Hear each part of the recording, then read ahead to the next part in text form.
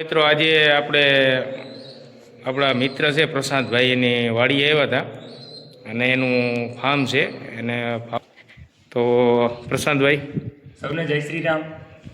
અને કહેતા હતા એમાં બધી વસ્તુ જો આ બધી પંચગવ્ય વસ્તુઓ છે. પંચગવ્ય એટલે ગાયના છાણ, ગૌમૂત્ર, દૂધ, ઘી અને માખણ, એ 5 વસ્તુ અને એની સાથે ઘણી બધી ઔષધિઓ ભેળવી કુલ અમે 22 જેટલી વસ્તુઓ બનાવીએ.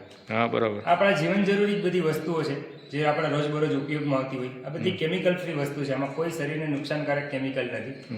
જેમ કે આ ફેસ ઉબટન છે, આપણે મોઢું ધોવા માટે જે બજારના કેમિકલ યુક્ત વાપરીએ, આ કેમિકલ મુક્ત આયુર્વેદિક ફેસ ઉબટન છે. બરોબર. એવી જ રીતે આ ફેસ વોશ છે મોઢું ધોવા માટે. આયુર્વેદિક છાસ મસાલો છે જે પાચક હોય.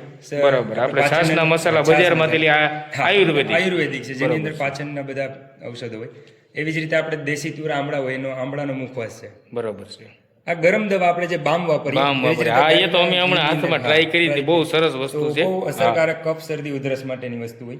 અને આ ચાનો મસાલો લાગે. મસાલો છે. બરોબર છે. પંચગવ્યની સૌથી અસરકારક અમારા અનુભવ પ્રમાણે નસ્ય વસ્તુ છે. ગાયના ઘીમાં ઔષધો ભેળવી નસ્ય બને. અને હુતી વખતે બંને નાકમાં ત્રણ ટીપા ઘી નાખવાથી ગળાની ઉપરના બધા પ્રશ્નોનું સમાધાન છે. જેમ કે અનિદ્રા, વધુ પડતી ઊંઘ, સ્ટ્રેસ હોય, તણાવ, કોમ્પ્યુટર ઉપર બેસતા હોય એના લીધે આંખનો પ્રોબ્લેમ હોય, કફ, માથામાં વાયુ જમા થવો, આવા બધા પ્રશ્નોનું સમાધાન ફક્ત નસ. આપણી 2200 વર્ષ જૂની પદ્ધતિથી બનેલું આ દંતમંજન છે. ગાયના છાણની રાખને જમીનની અંદર ઘડામાં દાટી અને એમાં એની રાખ બનાવી અને બાકીના ઔષધો ભેળવીને બનેલું એક દંતમંજન. દાંત બરોબર છે.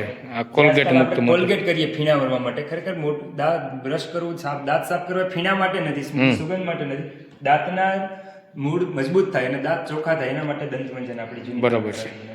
2 જાતના શેમ્પુ છે, બંને નેચરલ ફોર્મમાં છે. આ શેમ્પૂનો જે કલર છે આપણા વાડીના જાસૂદનો નેચરલ કલર. બરાબર છે. એવી જ રીતે માથાનું તેલ છે. આપણે પહેલાના સમયમાં લીપણ કરતા, હવે લાદીવાળા થઈ ગયા આપણે, જેને લીધે ગોઠણના દુખાવા વધવા માંડ્યા. બરોબર છે. લાદીમાં આપણે ફિનાઇલ વાપરીએ પોતું કરવા. એવી જ રીતે ગાયના ગૌમૂત્રમાંથી બનેલું ગૌનાઇલ છે. બરોબર છે. ઘણી આઈટમ છે. સાબુ, અન્ય જાતના સાબુ છે, બધા નેચરલ ફોર્મમાં છે. આપણા બરડા ડુંગરના કેસુડામાંથી બનેલું છે, વાડીના જ ગુલાબમાંથી અર્ક કાઢીને બનાવેલું સાબુ છે. આપણે પીળા ગલગોટા, લાલ ગલગોટાનો અર્ક કાઢેલો સાબુ છે. એવી જ રીતે હળદરનો સાબુ છે, ચંદનનો સાબુ છે, તુલસી નીમનો સાબુ છે. ગાયના છાણમાંથી બનાવેલું પેન સ્ટેન્ડ અને બરોબર છે. ગાયના છાણના કિચન છે. જેમ અગરબત્તી કરીએ એવી રીતે ધૂપબત્તી છે, ગાયના છાણમાંથી બનાવેલી 6 જાતના અલગ અલગ ધૂપ ભેળવી. બરોબર છે. આપણે જે ગોળ બનાવીએ એમાં ખાસ કરીને ક્યુબ બનાવવાનો વખતે પ્રયોગ કર્યો છે ચોકલેટ ફોર્મમાં. કે આજના બાળકો ચોકલેટ ખાવાનું ચાલુ કર્યું, ગોળ ખાવાનું ભૂલી ગયા, તે ફરી પાછા ગોળ ખાતા થાય. આમનામ તો આપણા હાથમાં ગોળ ચોટે એટલે બાળકોને ન ગમે, એટલે ક્યુબના ફોર્મમાં 10 ગ્રામનો ક્યુબ હોય કે બાળક ચોકલેટ માંગે તો એને ગોળ ખવડાવો, જેથી કરીને સ્વાસ્થ્ય સારું રહે અને દાંત ન બગડે. ગાયના છાણથી જ કરેલું છે. દિવાલની અંદર છે, તળિયામાં છે, ચિત્રકામ કરેલું છે, બધું હાથેથી જ બનાવેલી વસ્તુ છે. જે કલર છે પણ ગેરુ કલર છે છાણમાં છે.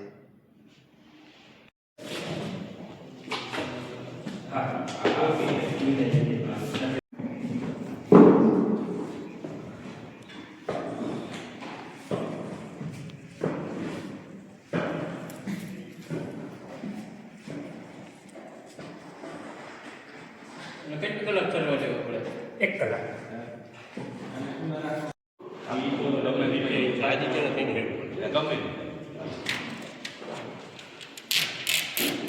મારે કામ જીજો તાજો ગોળે ઉતરી ગયો ખાઈ ગયો. ના ભાઈ તો તાજો ગોળે ઉતરતી ખાઈ. બપોર પછી પ્રસન્નભાઈ ચાલુ હશે? હા, સાંજે 8 વાગ્યા સુધી અહીંયા જ હોય. ડિલિવરી ચાલુ હશે ને? હા.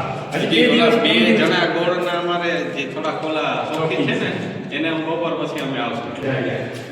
અમારે બધાની રવિ લાખ બહુ પડે. બોલા